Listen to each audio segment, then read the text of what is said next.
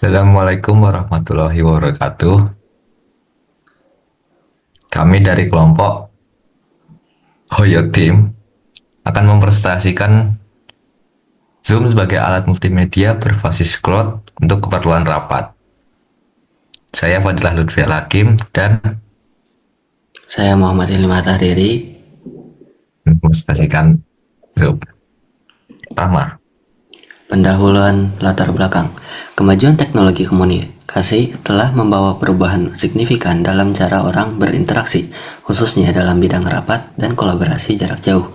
Zoom, sebagai salah satu aplikasi berbasis cloud, menyediakan layanan multimedia yang mendukung pertemuan virtual dengan fitur-fitur canggih seperti video conference, screen sharing, dan rekaman rapat.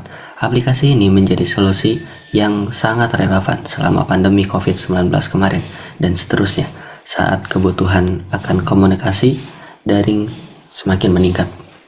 kenapa kami memilih Zoom? Karena apa saja fitur utama Zoom yang mempermudah komunikasi jarak jauh dan apa saja keunggulan dalam dan kelemahan Zoom. Berikutnya tujuan kami yaitu dan dari penelitian menganalisis penggunaan Zoom sebagai alat multimedia berbasis cloud dalam keperluan rapat, mengidentifikasi fitur utama yang mendukung efektivitas rapat daring menggunakan Zoom, dan mencari keunggulan Zoom sebagai aplikasi rapat virtual. Manfaat yang pertama, Zoom itu dapat mempermudah komunikasi jarak jauh seperti untuk rapat, kelas virtual, dan eh, lainnya.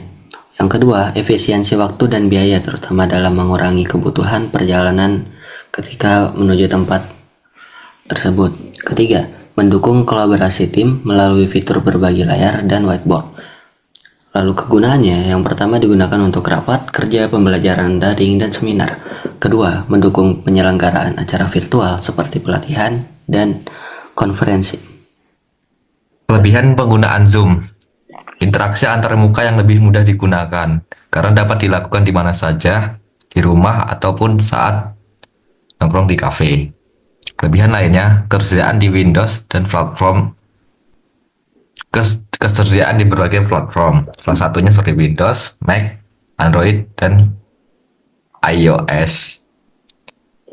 Selainnya, fitur-fitur canggih seperti rekaman otomatis, breakout room, dan enkripsi. Kurangan dari Zoom yaitu membutuhkan koneksi internet yang stabil. Karena jika tidak stabil, kemungkinan besar gambar akan jadi buram dan suara yang didengarnya tidak maksimal. Potensi masalah yang keamanan jika tidak dikonfigurasi dengan benar. Dan terakhir, keterbatasan fitur versi gratis. Durasi rapat maksimal hanya 40 menit. Spesifikasi, Zoom itu merupakan platform eh, multimedia berbasis cloud yang dia dapat diinstal di berbagai platform seperti Windows, Mac, dan Android dan iOS. Lalu untuk persyaratan minimum untuk seperti di Windows itu pertama butuh Windows 7 dan juga kalau di macOS minimal macOS 10. RAM-nya minimal 4 GB untuk kelancaran yang lebih baik. Prosesor Intel i3 yang lebih tinggi, koneksi internet minimal 1,5 Mbps untuk video yang lebih hard, lebih jernih. Ini adalah contoh cara penggunaan Zoom yang dapat diakses dengan link pada laporan. Perkembangan Zoom. Pada tahun 2021, Zoom pertama kali memperkenalkan enkripsi to end-to-end dan fitur baru seperti Impressive View. Nah, ini adalah fitur Impressive View. Berikutnya, pada tahun 2022, Zoom Event diluncurkan, integrasi dengan berbagai aplikasi pihak ketiga. Maksud dari aplikasi ketiga, kita dapat menghubungkan Zoom dengan aplikasi lainnya. Salah satunya untuk merekam ataupun ya seperti ini PPT. Pada tahun 2003, manfaat teknologi AI, performa dan stabilitas platform ditingkatkan. Mengikuti perkembangan zaman, Zoom juga aktif menggunakan AI, etika dan nilai Islami dalam menggunakan Zoom. Etika, menghormati orang lain. Pastinya rapat dimulai dengan selesai tepat waktu sesuai jadwal yang disepakati. karena mungkin saja orang lain memiliki kesibukan lain selain rapat. Privasi. Hindari pembagian tautan rapat secara publik untuk mencegah partisipan yang tidak diinginkan. Jadi, kita jangan mengirimkan link rapat atau tautan rapat kepada orang lain yang tidak kita inginkan sehingga dapat mengganggu kelancaran rapat.